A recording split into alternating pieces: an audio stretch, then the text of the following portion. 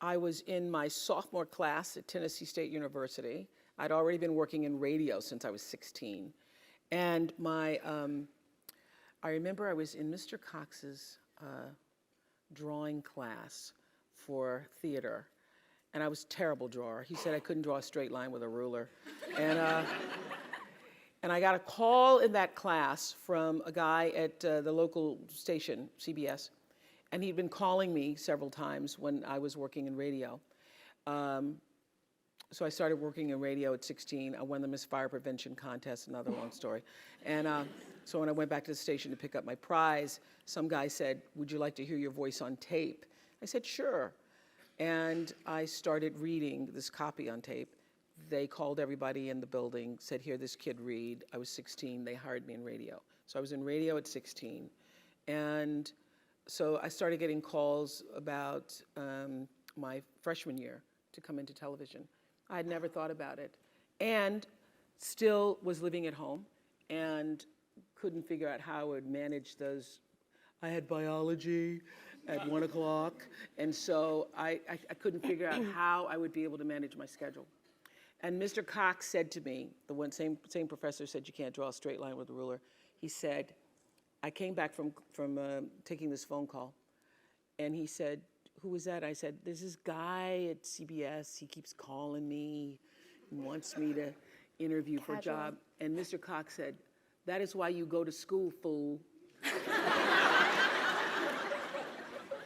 So that CBS can call you. That is why you're in school. So he said, you leave now and go call him back. And I did, and I was hired in television. Not knowing anything about it, having in mind Barbara Walters, but thinking, oh, okay, I can do that.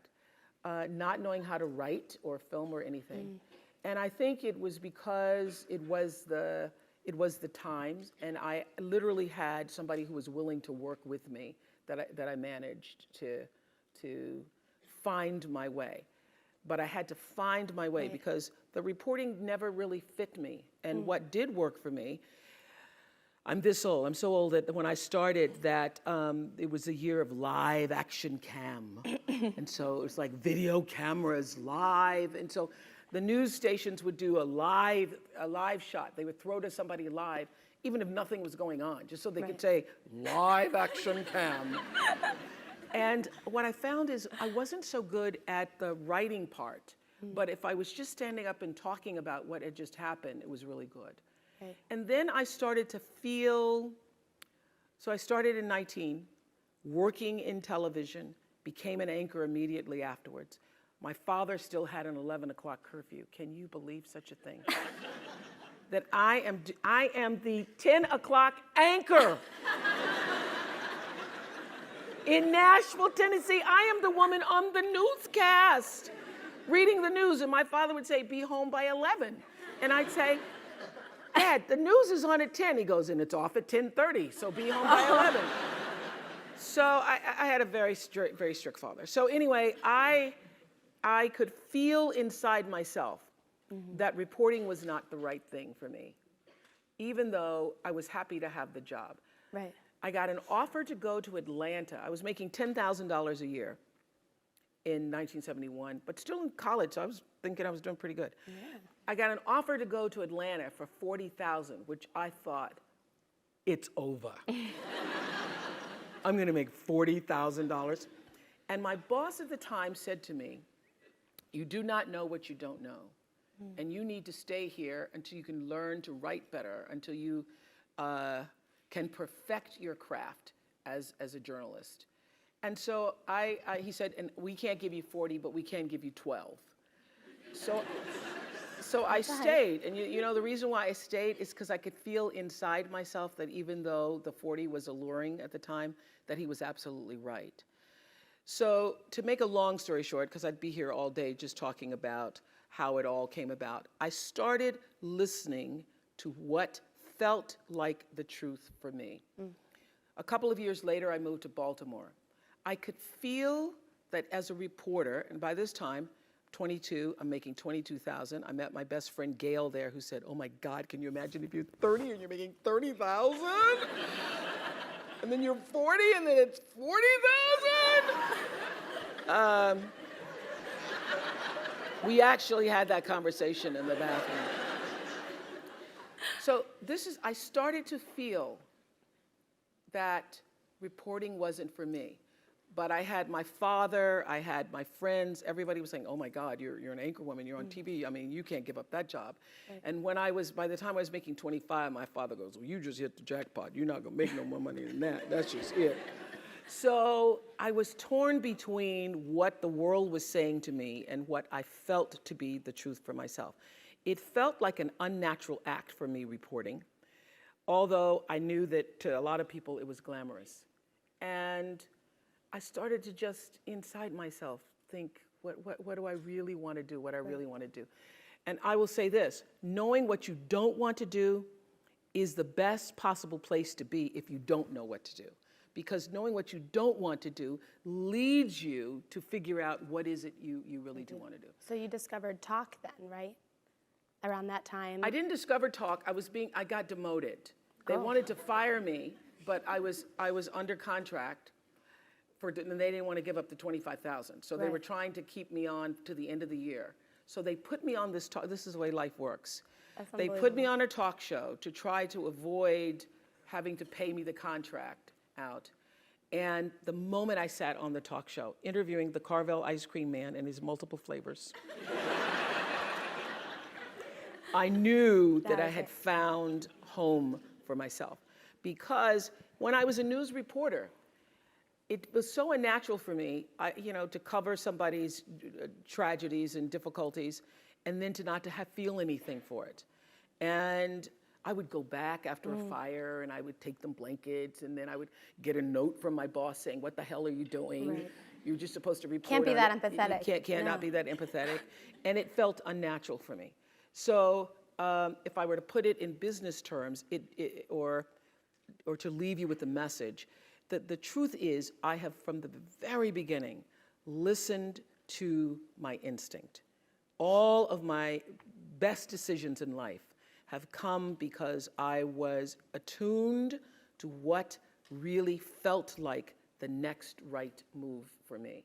And so it didn't feel right. I knew that I wouldn't be there forever. I never even learned the streets in Baltimore because I thought, I was there longer than I thought. I was there 8 years. I should have learned the streets. But I kept saying to myself, I'm not going to be here long. I'm not going to be here long. I'm not going to be here, so I'm not going to learn the streets. So when I got the call to come to Chicago, after starting with a co-anchor and working in talk for several years, I knew that it was the right thing to do. And I knew that even if I didn't succeed, because at the time there was a guy named Phil Donahue, who was the king of talk, and was on in Chicago, and every single person, except my best friend Gail, said, you're gonna fail. Every single person, when I left, my bosses, by this time, thought I was terrific, and said, you're walking into a landmine, you're gonna fail, Chicago's a racist city, you're black, you're not gonna make it. Everything to keep me staying. They then offered me a car and an apartment and all this stuff, and I said, no, if I fail, then I will find out what is the next thing for me, what is the next true thing for me. It felt right to you, so you went for it. Because it felt like this is now the move I need to make. And I was not one of those people, all of my, the people who worked with me in news, they would have their tapes and they'd have their stories and they'd have, resumes ready. I didn't have any of that because I knew that the time would come where what I needed would show up for me. Okay. And when that showed up, I was ready. Because my definition of luck is preparation meeting the moment of opportunity. Right. And I was prepared to be able to step into that world of talk in a way that I knew I could do it. Great. So often in your career, I'm sure you were a minority, perhaps as the only woman, the only black person, the only person from a poor family. Did this affect you on your professional path? And how did you navigate situations in which you might have felt more alone? And now, how did that impact how you lead and how you might help people who may be feeling that same thing?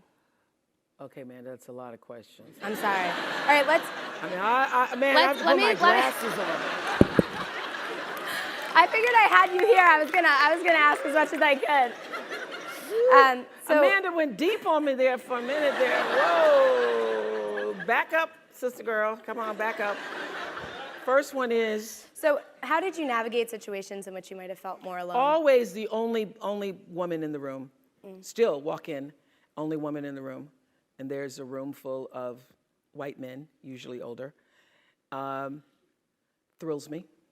Just thrills me. I just love it. Usually the only black person in the room. Also, never really concerned me because I don't look at people through color. I didn't get to be where I am and who I am by looking at the color of people's skin. I really, literally took Martin Luther King at his word and understand that the content of a person's character and refuse to let anybody else do that to me. So I love it, just love it. And there's a wonderful phrase by Maya Angelou from a poem that she wrote called To Our Grandmothers, that she says, when I come as one, but I stand as 10,000. So when I walk into a room, and particularly before I have something really challenging to do, or I'm going to be in a circumstance where I feel I'm going to be, up against some difficulties, I will literally sit and I will call on that 10,000. I will call on the ancestors. I will call on those people who've come before me. I will call on the women who forged a path that I might be able to sit in the room with all of those white men and love it so much. I call on that because I know that my being where I am, and first of all, being who I am and where I am, didn't come just out of myself, that I come from a heritage. And so I own that, and I step into that room, not just as myself, but I bring all of that energy with me. So it has never been an issue for me, except when I was, I think, 23, still working in Baltimore. I'd gone to my boss and said that the guy who was working with me, my co-host on the People Are Talking show, was making more money than I. And we were co-hosts. So I went to my boss and I said, this is in 1970, so I was older than 23. It was 1979, 80. And I said, I just would like to, you know how intimidating that is to go to the boss in the first place. But I'm gonna go and I'm gonna stand up for myself. And I said, Richard's making more money than I am, and I don't think that's fair because we're doing the same job. We sit in the same show. We did the same. And my general manager said, why should you make as much money as he? And I said, because we're doing the same job. And he said, but he has children. Do you have children? And I said, no. He said, well, he has to pay for college educations. He owns his own home. Do you own your home? I said, no. He said, he has a mortgage to pay. He has insurance. Do you have that? No. So tell me, why do you need the same amount of money? And I said, thank you for your time. And I left. I left. I didn't complain about it. I didn't file a suit about it. I knew that in that moment, it was time for me to go. And that I started the process for myself of preparing myself for, you will not be here long. You are not going to be able to get what you need. I had a boss at the time who was African American and had just been, for the first time, made an assistant news director and was drunk with power, and felt it I think he woke up in the morning thinking of things he could do to harass me. I decided not to file a suit against it because I knew at the time I would lose, that no good would come of it, that I would be blackballed in television, that it would turn into a major thing, and I knew I didn't have long to stay there. I had a vision for what the future was, even though I couldn't place exactly where my future would be. I knew who held the future. because I am really guided by a force that's bigger than myself. I know that my being here on the planet is not just of my own making. So you use that as momentum to just leave, cut your losses, and No, go. I filed it away. I go, Yeah. there will come a time It's gonna come back.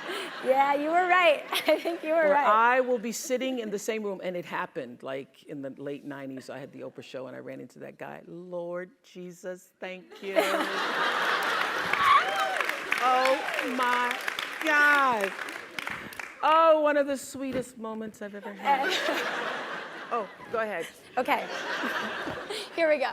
So right now, as we sit here, we're Yeah. about 5 miles from Facebook and Sheryl Sandberg. And last year, she published the book Lean In, and it has gotten incredible traction. It had some, criticism as well. And I was wondering, if you were to write a book on women in careers, what would your title be? Mine would be, actually, mine wouldn't be lean in. It would be step up and into yourself. Because this is the truth. There is no real doing in the world without being first. For me, being, your presence, your connection to yourself and that which is greater than yourself is far more important than what you do, but also is the thing that fuels what you do. Right. And I know that one of the things that is so important for what happens here at the graduate school is that you have leaders who are self-actualized and understand what your contribution to change the world can be. You can only do that if you know yourself. You can only do that you cannot do it unless you take the time to actually know who you are and why you are here.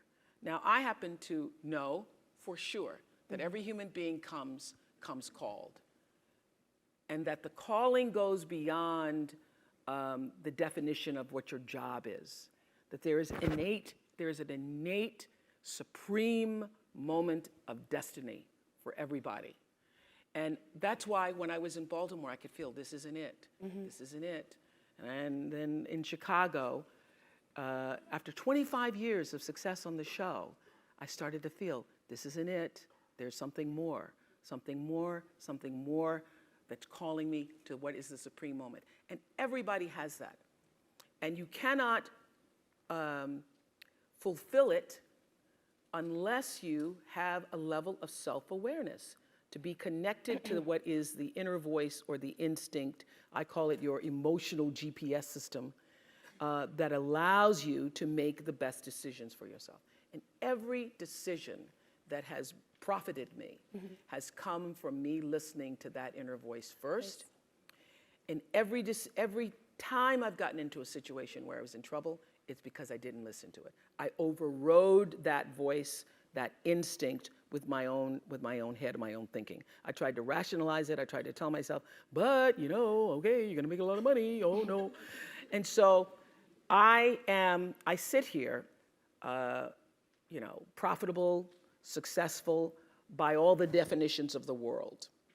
But what really, really, really resonates deeply with me is that I live a fantastic life.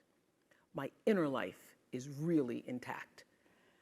I live from the inside out. And so everything that I have because I let it be fueled by who I am and what I realize my contributions to the planet could be. And what my real contribution is, it looks like I was a talk show host.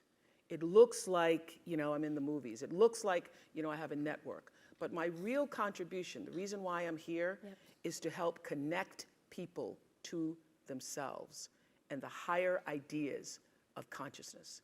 I'm here to help raise consciousness. So my television platform was to help raise consciousness. In the beginning, I didn't realize that. I thought, oh my God, I got a show! And it wasn't until I was interviewing the Ku Klux Klan one day. And can you imagine, all the great lessons come from things that are sometimes challenging. I was interviewing the Ku Klux Klan, and I thought, as an African American, oh, I'm going to get them. I'm going to show for every Jewish person, for every person who's been. discriminated against. And during the commercial break, I saw the Klan exchanging signals and looks at each other. And then something inside, that instinct, I thought, I am doing nobody any good. They are loving this. They are using me. I think I'm doing an interview. Right. They are using me. I did not know it at the time. I brought them on, actually, those same guys back for my last year. And they told me that they used that show for their recruitment. I could feel that happening. And I made a decision after that show. I'll never do anything like that again. I'll never let my platform be used, and I will not be used. And at the time in the 90s, early 90s, everybody was doing confrontational television. And I thought I was above the fray, because I'm not like Jerry Springer, I don't do that. So in my egoic delusion, I thought because I am not that bad, I'm really not bad. But I was doing confrontational television. I thought I was exposing men with affairs. We happened to have a guy on who was talking about how he'd had an affair with his wife, and he was crazy enough to come on with his wife and his girlfriend. People ask me, why do people do that? It's because nobody ever asked him. So you say, would you come on with your wife and your girlfriend? He goes, sure. He was thinking. He was thinking. So he comes on with the wife and the girlfriend. This is a life-changing moment for me, the Klan and this moment. Mm-hmm. The wife is there, he's in the center, and the girlfriend. And he tells his wife, he announces, we were live television at the time, and he announced that to the world and to his wife that his girlfriend was pregnant. And I did, you see your face, your mouth's open right there. I did exactly that. I went, oh my God. And you could hear the gasp in the audience and the thing. And I literally, really, it still makes my eyes water to think about it. I looked at her face and I felt her humiliation. I felt her shame. I felt it. And I said, never again. I will get out of television if I have to do this. And I went and I had a meeting with the producers because I just had the Klan before, now I got the adulterers here. And some uplifting show, I must say. And I said to the producers, we are going to change. We're going to turn this around. Mm-hmm. And I'm no longer going to be used by television. I am going to use television. What a concept. I'm going to use television as a force for, I didn't say at the time for good. I said, you know, let's think about what we want to say to the world and how we want to use this as a platform to speak to the world. How do we want to see the world change? How do we want to impact the world? And then let all of our shows really be focused and centered around that. I then said to the producers exactly what I said to you backstage. Mm-hmm. Do not bring me a show unless you have fully thought out what is your intention for doing it. Because if there's a religion or a mantra or law that I live by the third law of motion in physics, which is Stanford, which is for every action there's an equal and opposite reaction. That is my religion. I know that what I'm thinking and therefore going to act on is going to come back to me in a circular motion, just like gravity, like what goes up comes down. And so what also propels the action is the intention. So I don't do anything without being fully clear about why I intend to do it, because the intention is going to determine the reaction, the result, or the consequence in every circumstance. I don't care what it is. So I said to my producers, come to me with your intention at whatever it is, whatever shows you're proposing, whatever ideas you're proposing. And then I will decide based upon the intention, do I really want to do that? Is this how we want to use this platform? And that really is the secret to why we were #1 all those years, is because it was an intention-fueled, intention-based, coming out of purposeful programming. Yep. Yeah, that's what it was. Great, and that's a perfect segue to go to our second section, which I read this quote and it just struck me as so true, and I wanted to delve into it. I've talked to nearly 30,000 people on this show, and all 30,000 had one thing in common. They all wanted validation. I will tell you that every single person you will ever meet shares that common desire. So, Oprah, you are a true Renaissance woman. You know, you have your own network. You had this amazingly successful show for 25 years. You've been in movies. You are one of the most important philanthropists of our time. So, what are the qualities? I love hanging around you. What else you gonna say? I'm just taking it all in. Really. I love it too. No, So you know, the part I love the most is Renaissance woman. As you said that, I went, what does that really mean? But I don't know, but I like it. I was a history major, so it seemed like a natural. I'm a Renaissance woman. Who knew? Okay, go ahead. Good, I'm glad you like it. What are the qualities of your leadership that make you successful at such diverse pursuits? And what works in one area that maybe doesn't work in another? Well, I tell you, it works in all areas because my life is fueled by my being. Yep. And the being fuels the doing. So I come from a centered place. I come from a focused place. I come from compassion. It's just my nature. I come from a willingness to understand and to be understood. Right. And I come from wanting to connect. I mean, the secret of that show for 25 years is that people could see themselves in me. All over the world, they could see themselves in me. And even as I became more and more financially successful, which was a big surprise to me, I was like, oh my God, this is so exciting. You mean you got more than that 30,000? I got more than 30,000 by the time I was 30. But what I realized is through the whole process, because I'm grounded in my own self, that although I could have more shoes, my feet stayed on the ground, although I was wearing better shoes. These are kind of cute today, too. So I could keep my feet on the ground, even though I could get more shoes.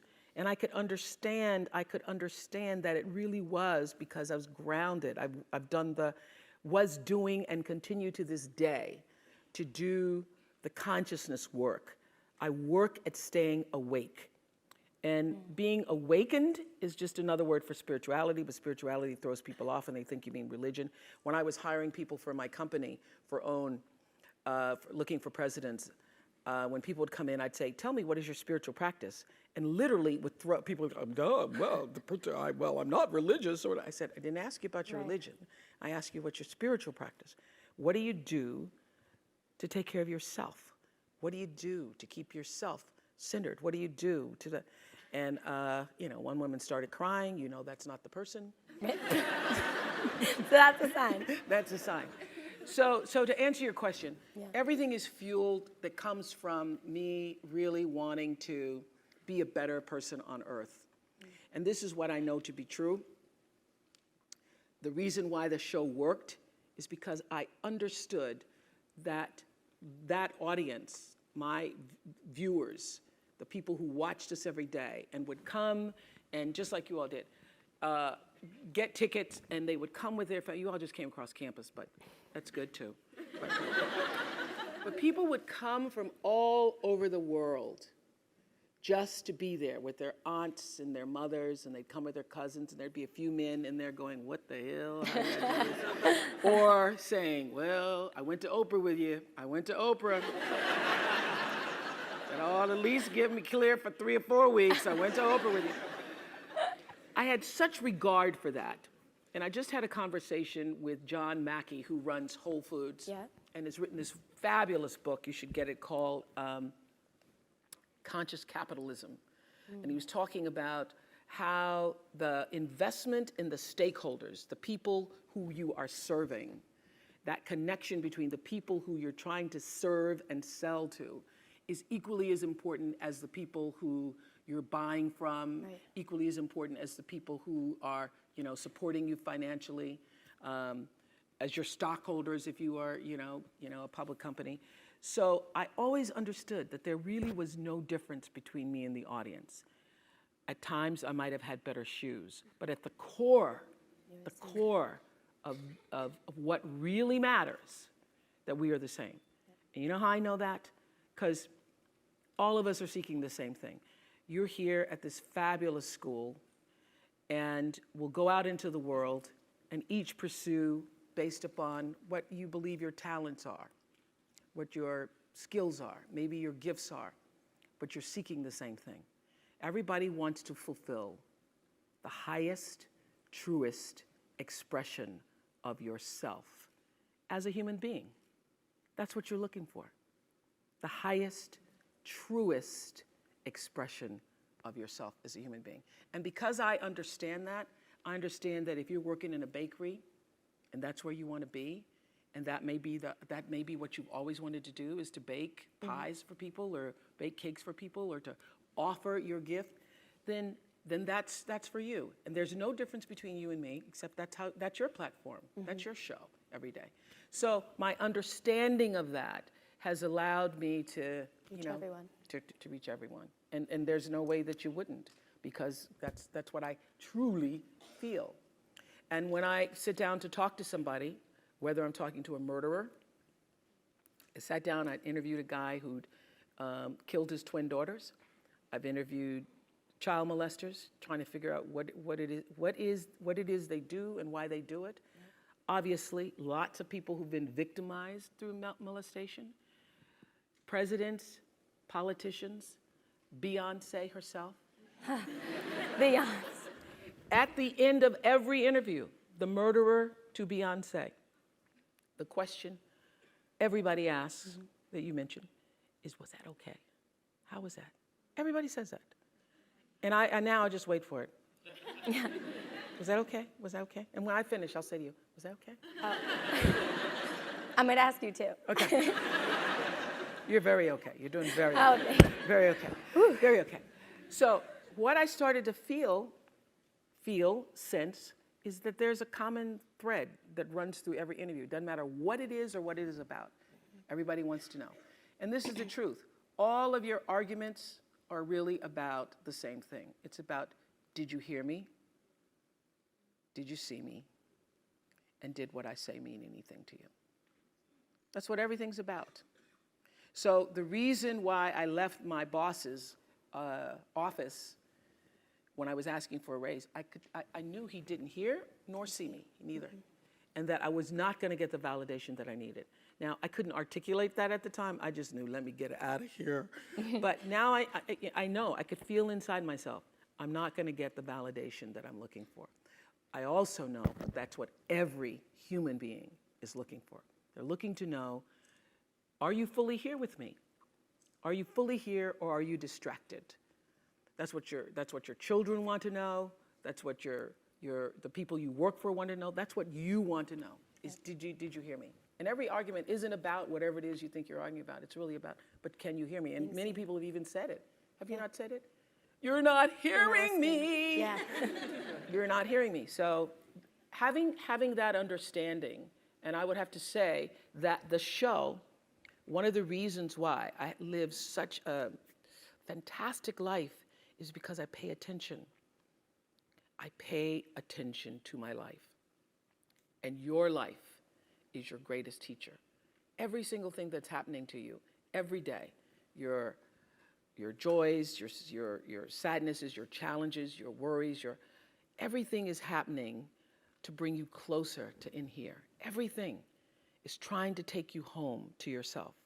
And when you're at home with yourself, when you're solidly there, connected to whatever you call creation, even if you don't call it anything, connected to an energy force that has unlimited power for you. When you can connect to that, you are your best. One of my greatest lessons came from a guy who wrote a book called Seed of the Soul. I was doing them on the show, and I started talking this consciousness, spiritual talk, 2 months after I started the show. And my producers would all be like, oh God, there she goes again.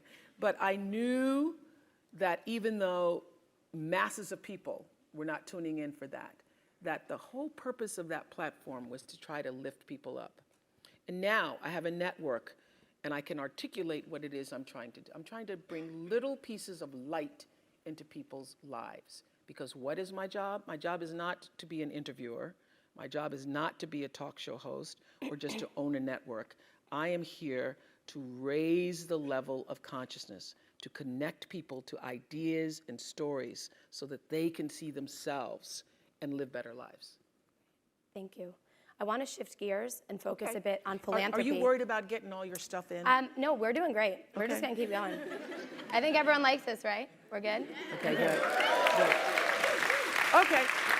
So I watched your interview with the Forbes Conference on Philanthropy, and you said something really interesting, which was that early on, some of your biggest mistakes in giving were because you made emotional decisions. Yeah. And yet we learn here at the GSB, like one of the crucial messages we take away with us is that it's really important to be, as you said before, self-aware, to be understanding, often to share our emotions with others. And you yourself have been the master of, harnessing vulnerability with yourself and your guests over the years. So how do you strike a balance between emotion and logic? How do you make sure that you're making logical decisions when you're giving? Oh, these are so well thought out, these questions. Thank you. Okay, let me think about that for a minute.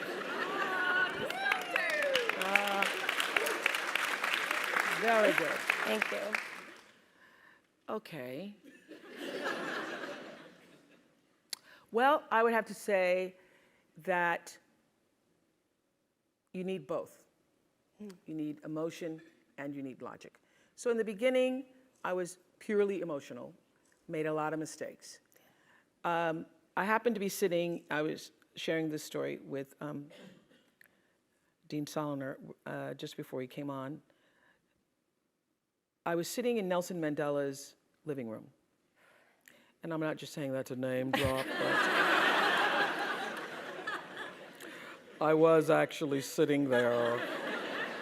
You stayed with him, right? I stayed with him for Stayed with him. 10 days. And as I said to the dean and Lisa, I literally could have written a book called 29 Meals because I had 29 meals with him at that particular time. I wished I had. Yeah, you should. I should have. You should. You should do it now.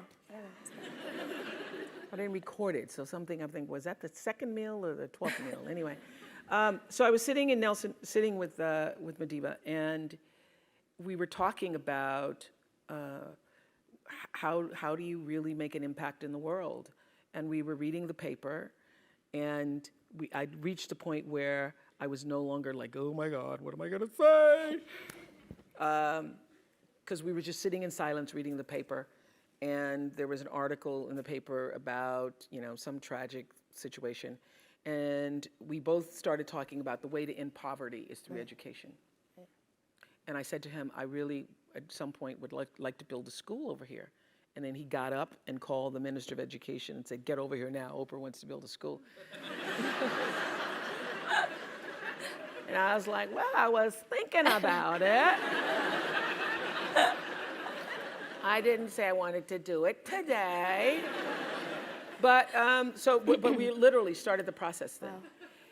It was an emotional decision for me in that I think philanthropy should come out of you. Your doing should come out of your being. Everybody knows my story as a poor Negro child growing up in apartheid Mississippi. And if it were not for education and being born at the right time, because I was literally born in the year of desegregation, 5 years before, 3 years before, 2 years before, nobody would have even had the hope that my life could have been any different. So because I was born at that time and literally moved out of Mississippi by the time I was in my first classroom. I was in kindergarten, wrote my kindergarten teacher a letter, Miss New. I said, dear Miss New, I do not belong here. Because I know a lot of big words. And then I wrote every big word I knew. Elephant,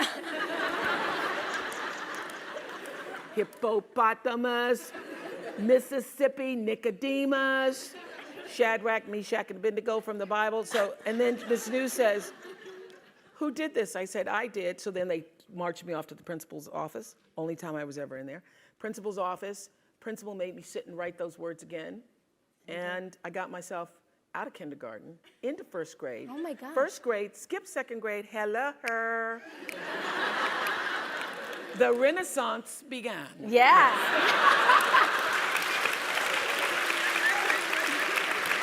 Yeah. Yeah. Yeah. You've always had this conviction. It seems like you've always known who you are, No, even if you were well, I finding knew I it. didn't belong there You with knew those that. kids. In kindergarten, you're sitting there. That's what I'm talking about. Listen to your instincts. You look around and you say, these kids, they are playing with some blocks. You're like, I don't do that. And I know Nicodemus. I do not think I belong in here. I do not belong in here. So my point is, education really opened the door, as we all know. I'm not going to give you the education speech. How do you change a person's life? I had, prior to starting my school in South Africa, I had this big idea that I was going to, that I was going to take all 100 families out of the projects of Green, and I was going to give them a new life, and I was going to buy them homes and stuff. And that did not work. Yeah. It failed miserably.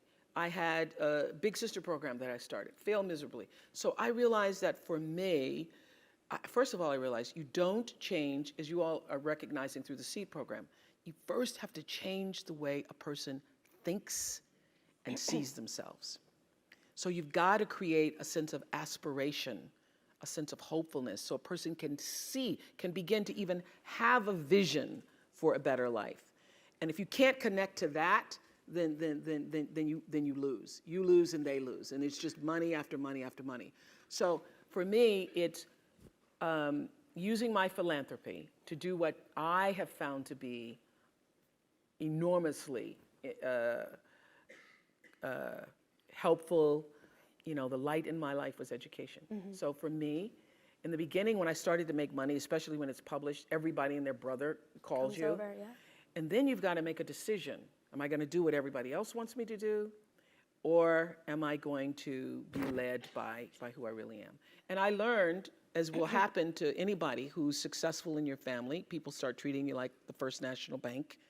And you've got to decide. You've got to draw the boundaries for yourself and decide how are you going to use your money, your talent, your time in such a way that it's going to serve you first, because if it doesn't allow you to be filled up, then you get depleted and you no longer want to, you can't keep doing it. Right. So my decisions are now emotional and logical, meaning I choose education, but I do it in such a way that's actually going to benefit the person that I'm serving. Then it's not just, oh, I want to help people, you know? Right. Yeah. Thank you. So to move on to our last part, you said at the end of your 25 years, gratitude is the single greatest treasure I will take with me from this experience. So now you've started your own network, and you continue to be very involved in your philanthropy and your school. Is there anything left that you're scared to try?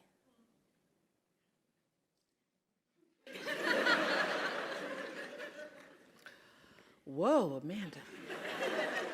You must have been up all night long. I prepared a little bit, just a little. Oh my goodness, anything left that I'm scared to try?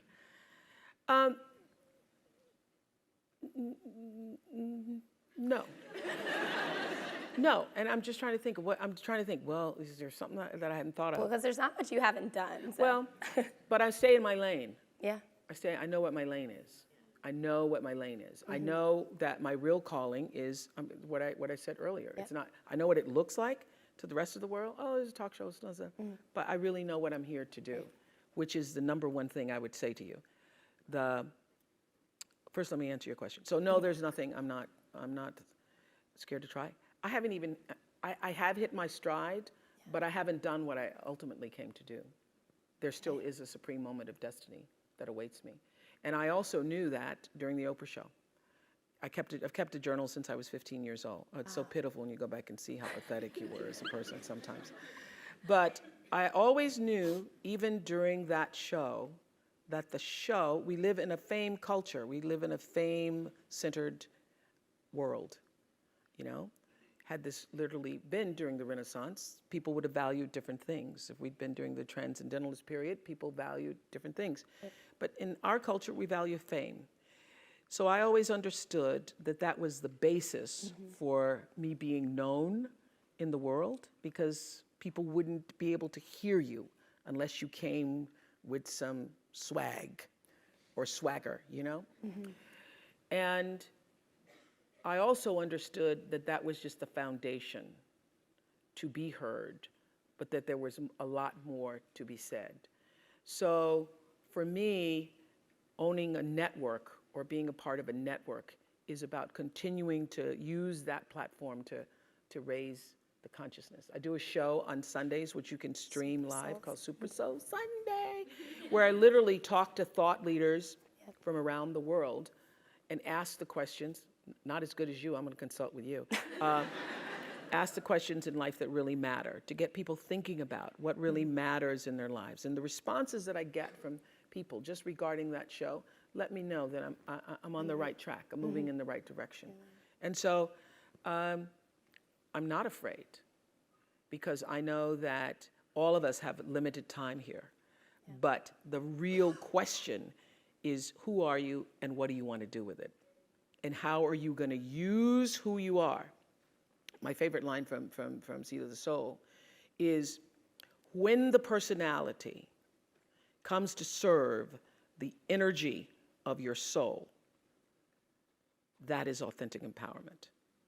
So as graduates of this great school, to take what you've learned here, to take what is a part of your nature and what you've developed as skills and what really feeds your passion, to take that and to align that with the deeper potential and possibility of your soul's coming. When you align your personality with what your soul came to, and everybody has it, align your personality with your purpose, and nobody can touch you.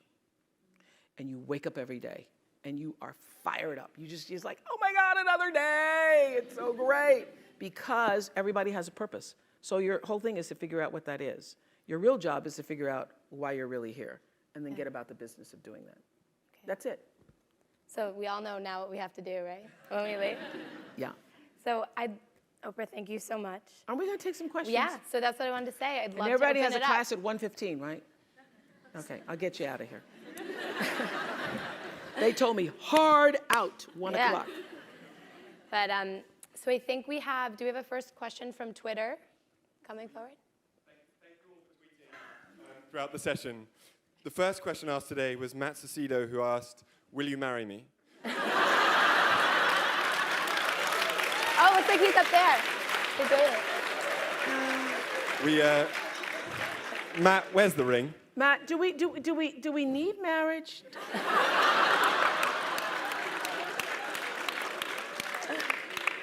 Oh my God, that's going to be such a prenup between us, I gotta say.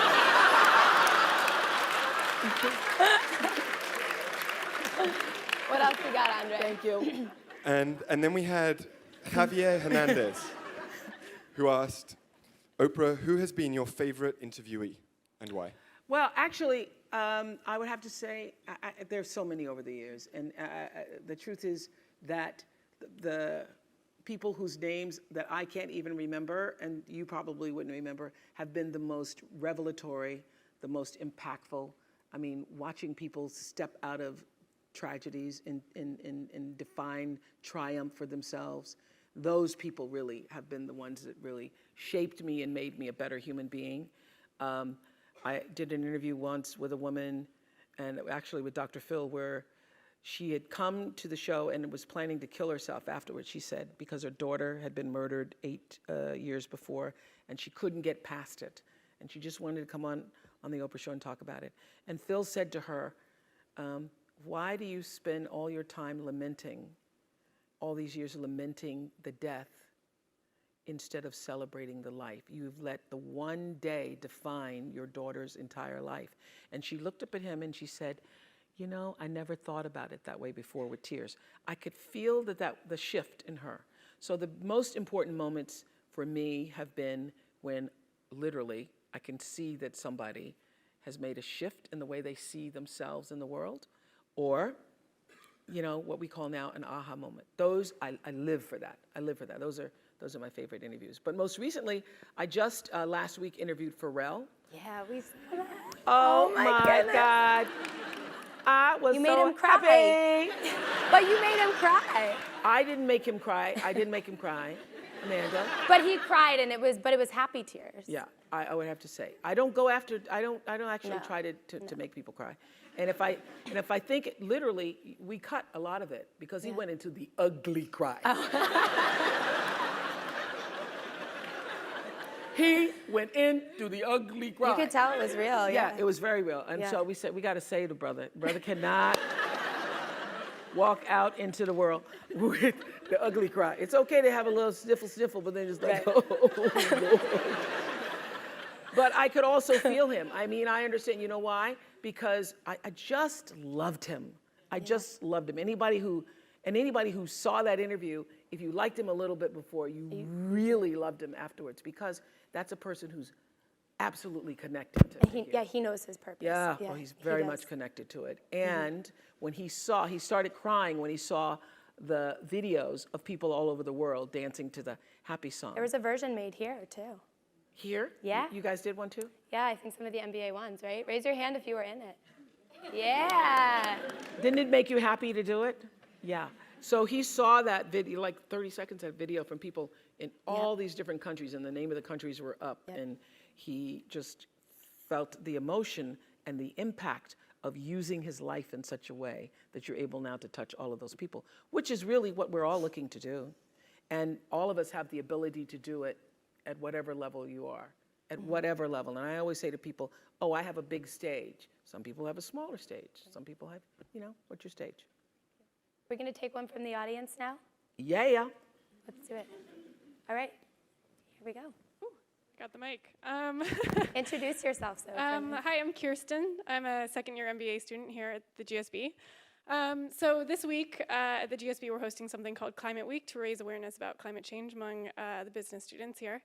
And so you've interviewed people like Leo, Al Gore, President Obama on this really important issue. And so I wanted to get a sense from you of how do you navigate raising the level of consciousness around issues like climate change that are important, but also very complex and politicized.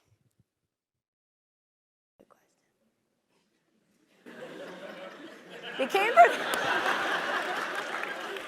came prepared today, huh? Wow. I do not know the answer to that question.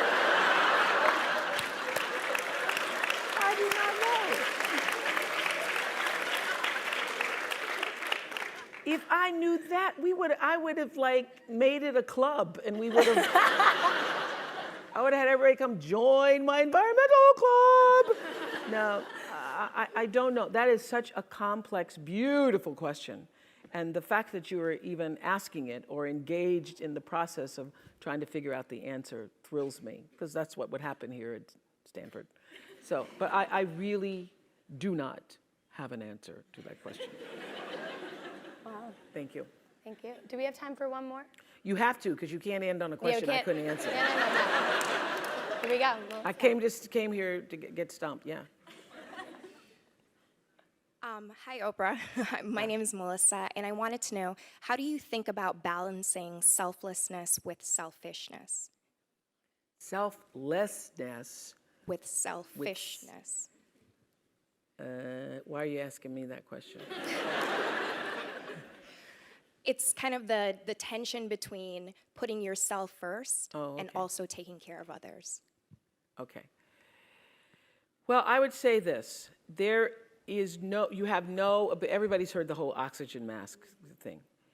The truth is, you don't have anything to give that you don't have. So you have to keep your own self full. That's your job. You know, one of my daughters is here today from Oprah Winfrey Leadership Academy. Stand up today so everybody can see you.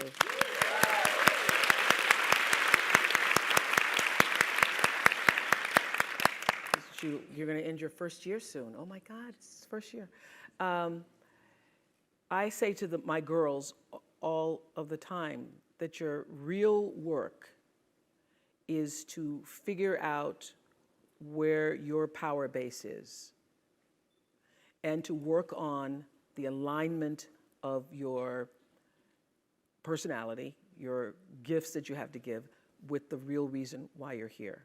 That's the number one thing you have to do, is to work on yourself and to fill yourself up and keep your cup full.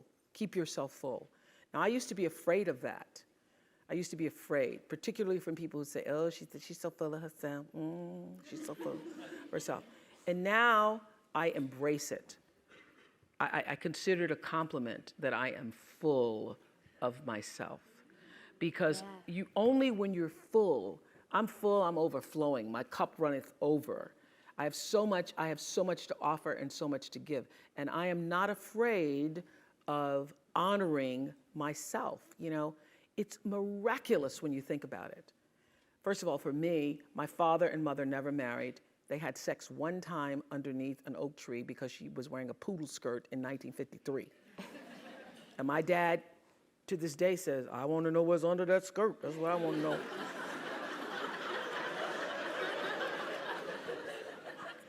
He wanted to know what was under the skirt. They didn't really have a relationship. She wanted one, but, you know, he went under the skirt and then that was it. And one time under the oak tree, bam, Renaissance. Woman is born. It happened there. That's why I know my life is bigger than that. My life has to be bigger, as yours is, bigger than a poodle skirt. It's much bigger. The design, the reason why I'm here is much bigger than, oh, I think I want to see what's under there. So the ability to take care of that, to honor yourself and that which is greater than yourself, that which was the reason for your being here. There's no selflessness in that, because only through that do you have the ability to offer yourself, your whole self, your full expression of who you are to the rest of the world. So I remember the very first time I had a life coach, they weren't called that at the time, but an expert on, who shared with our audience, the women, she did a list and say, where are you on the list? And literally in that audience, women booed her when she said, put yourself top of the list. This was in 1992. In 1992, the idea of being top of your own list was people like, how dare she, and she doesn't have children. I said, she didn't say abandon your children and go running in the streets. She just said, put yourself at the top of the list. Nurture yourself. Honor yourself. Stop the crazy mind chatter in your head that tells you all the time that you're not good enough. Because that's the number one, I found too, issue with everybody. The reason people say, you know, how was that? How was that? Is because you want to know, how do you measure up? Well, to know that you're just being here. You're just being here. However that sperm, bam, hit that egg. However that occurred for you, that your being here is such a miraculous thing. And that your real job is to honor that. Is to honor that. And the sooner you figure that out, oh, wow, I'm one of the lucky ones. I got to be here. So how do you continue to prepare yourself to live out the highest, fullest, truest expression of yourself as a human being? And I just want to end with this. Yeah. There are no mistakes. There really aren't any, because you have a supreme destiny. When you're in your little mind, in your little personality mind, where you're not centered, where you really don't know who you are, that you come from something greater and bigger, and that we really all are the same. When you don't know that, you get all flustered. You get stressed all the time, wanting something to be what it isn't. There is a supreme moment of destiny calling on your life. Your job is to feel that, to hear that, to know that. And sometimes when you're not listening, you get taken off track. You get in the wrong marriage, the wrong relationship, you take the wrong job. Yeah, but it's all leading to the same path. There are no wrong paths. There are none. There's no such thing as failure, really, because failure is just that thing trying to move you in another direction. So you get as much from your losses as you do from your victories, because the losses are there to wake you up. The losses are to say, fool, that is why you go to school. So that CBS can call you. So when you understand that, you don't allow yourself to be completely thrown by a grade or by a circumstance, because your life is bigger than any one experience. And if I always ask people on Super Soul Sunday to tell me, what would you say to your younger self? Every person says in one form or another, I would have said, relax, relax. It's gonna be okay. It really is gonna be okay. Because even if you're on a detour right now, and that's how you know, when you're not at ease with yourself, when you're feeling like, oh, yeah, shouldn't be that is the cue that you need to be moving in another direction. Don't let yourself get all thrown off, continue to be thrown off course. When you're feeling off course, that's the key. How do I turn around? So when everybody was talking about, when I started this network, if I had only known, good Lord, how difficult it would be. The way through the challenge is to get still and ask yourself, what is the next right move? Not think about, oh, I got all of this stuff. What is the next right move? And then from that space, make the next right move and the next right move.